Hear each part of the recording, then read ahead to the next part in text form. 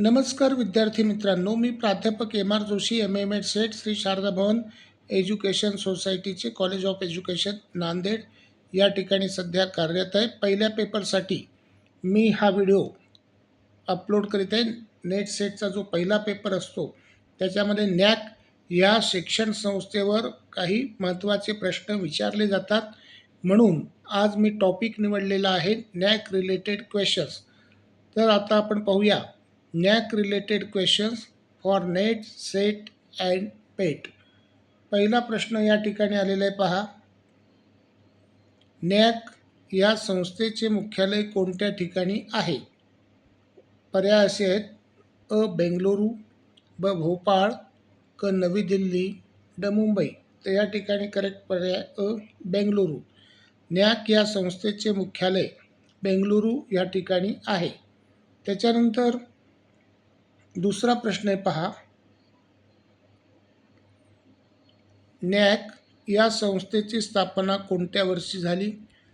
अ इसवी सन 1980, ब इसवी सन 1990, या ठिकाणी क पाहिजे, क इसवी सन 1994, ड इसवी सन 1992. तर या ठिकाणी करेक्ट पर्याय आहे क इसवी सन 1994 या वर्षी नॅक या संस्थेची स्थापना झाली.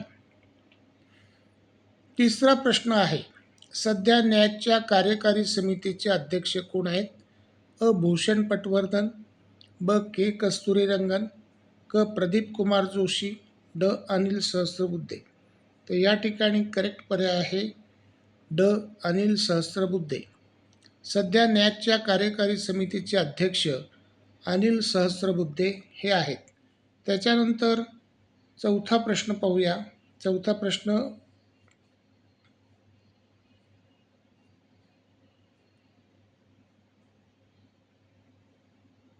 नॅक या संस्थेची मान्यता भारतात खालीलपैकी कोणत्या संस्थांना घेणे बंधनकारक आहे?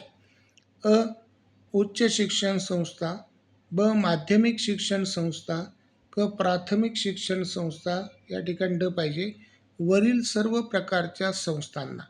तर या ठिकाणी करेक्ट पर्याय आहे अ उच्च शिक्षण संस्था. यांना हायर एज्युकेशन इन्स्टिट्यूट्स किंवा HEI असं म्हटलं जातं इंग्रजीमध्ये.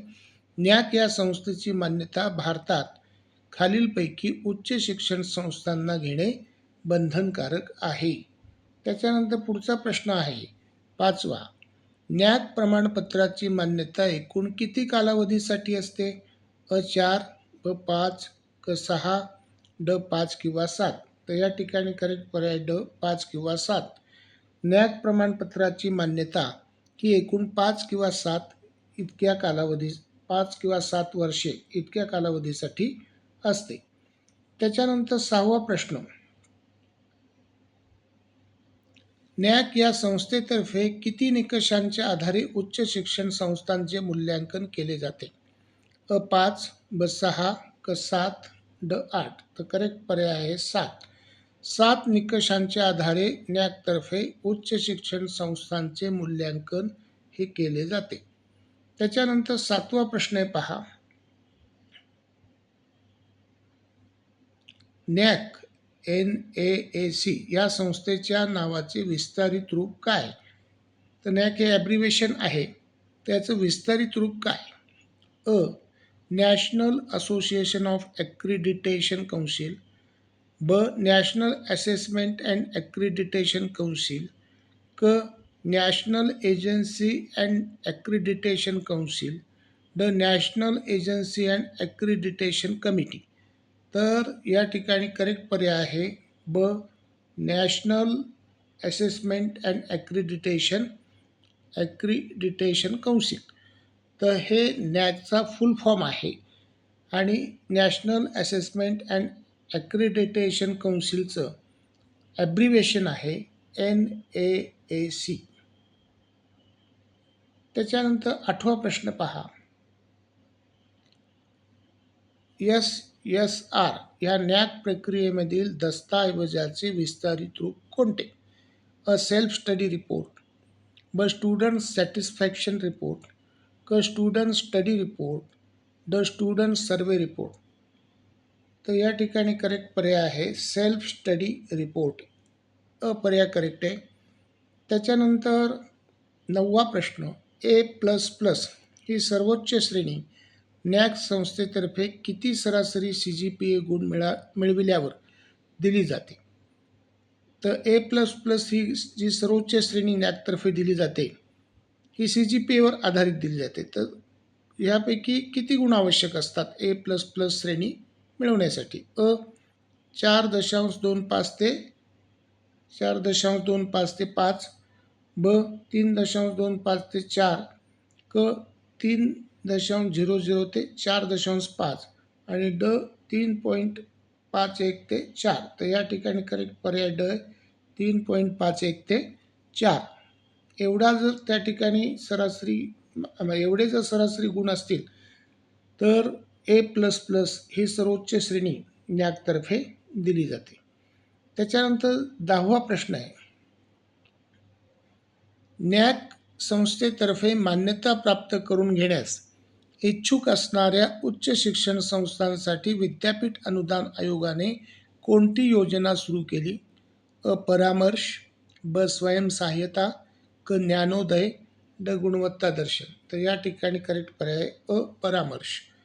11वा प्रश्न, नॅक संस्थेतर्फे मान्यता प्राप्त करून घेण्यास इच्छुक असणाऱ्या उच्च शिक्षण संस्थांसाठी विद्यापीठ अनुदान आयोगातर्फे परामर्श ही योजना कोणत्या वर्षी सुरू करण्यात आली?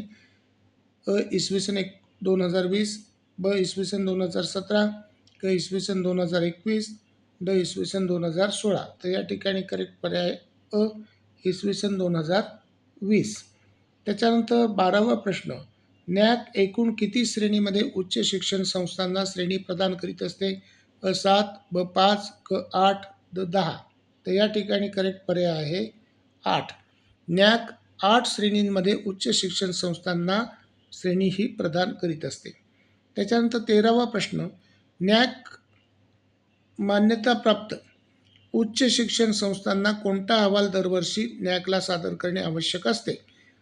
IIQA, ब AQAR, क IQSC, ड AISHE.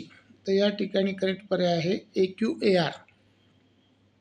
नॅक मान्यताप्राप्त उच्च शिक्षण संस्थांना AQAR हा अहवाल दरवर्षी नॅकला सादर करणे आवश्यक असते. त्याच्यानंतर 14वा प्रश्न, नॅक मान्यतेसाठी इच्छुक उच्च शिक्षण संस्थांच्या मदतीसाठी कोणत्या मानव संसाधन विकास मंत्र्यांच्या अंतर्गत परामर्श ही योजना सुरू करण्यात आली? धर्मेंद्र यादव, ब स्मृती इराणी, क रमेश पोखरियाल, ड प्रकाश जावडेकर. तर या ठिकाणी करेक्ट पर्याय क रमेश पोखरियाल. त्याच्यानंतर 15वा प्रश्न, IIQAचे विस्तारित रूप काय आहे? Institutional information for quality assurance, ब initial information for qualitative assessment, क initial information for quality assurance, ड institutional information for quality assessment. तर या ठिकाणी करेक्ट पर्याय आहे institutional information for quality assurance. हे IIQAचे विस्तारित रूप आहे. त्याच्यानंतर 16वा प्रश्न, DVV प्रक्रियेच्या अंतर्गत खालीलपैकी कोणती माहिती देणे नॅकला अपेक्षित नाही? SSR, ब IIQA, क संस्थेत राबविलेल्या मागील कार्यक्रमांची यादी, ड पुरस्कार किंवा मान्यतेसंदर्भातील ई-प्रती. तर या ठिकाणी करेक्ट पर्याय आहे IIQA. ही सुरुवातीलाच भरावं लागतं. DVV प्रक्रियेच्या अंतर्गत हा भाग येत नाही. त्याच्यानंतर 17वा प्रश्न,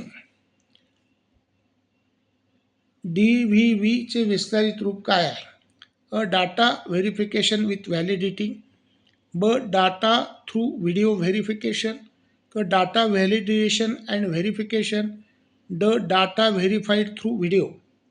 तर या ठिकाणी करेक्ट पर्याय आहे क डाटा व्हॅलिडेशन अँड व्हेरिफिकेशन. 18वा प्रश्न, नॅकच्या सर्वसाधारण समितीचे अध्यक्षपद कोण भूषवत असते?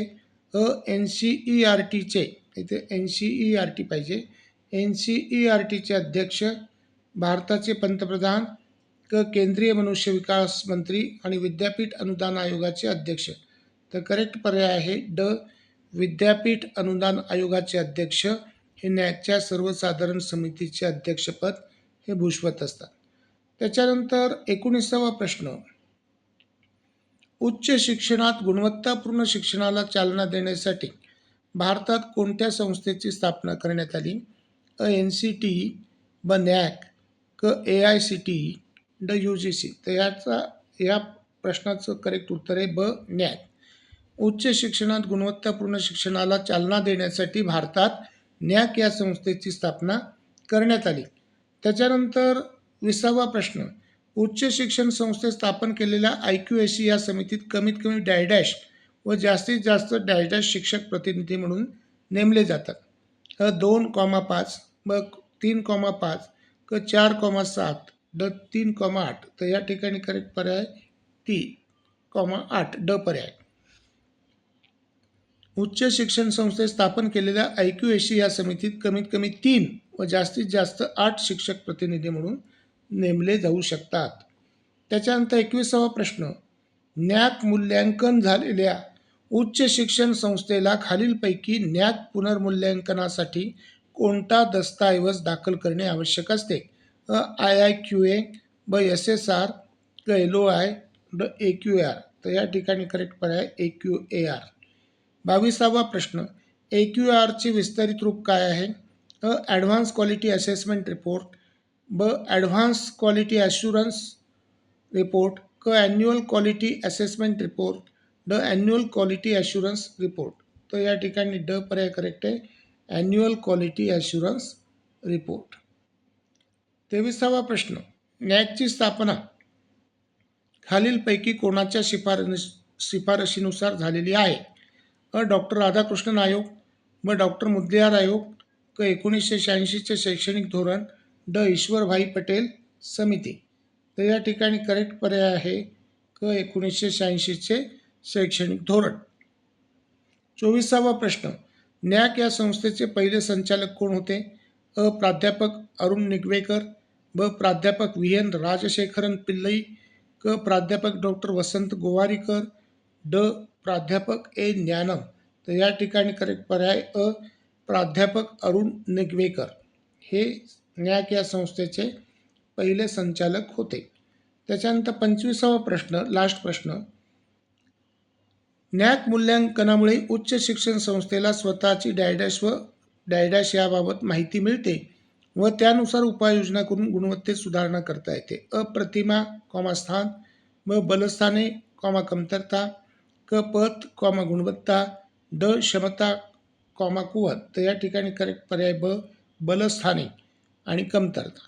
NAAC मूल्यांकनामुळे उच्च शिक्षण संस्थेला स्वतःची बलस्थाने व कमतरता याबाबत माहिती मिळते व त्यानुसार उपाययोजना करून गुणवत्तेत सुधारणा करता येते. तर अशा प्रकारे आज आपण NAACचे महत्त्वपूर्ण प्रश्न त्या ठिकाणी पाहिले. धन्यवाद. सबस्क्राईब करा, शेअर करा.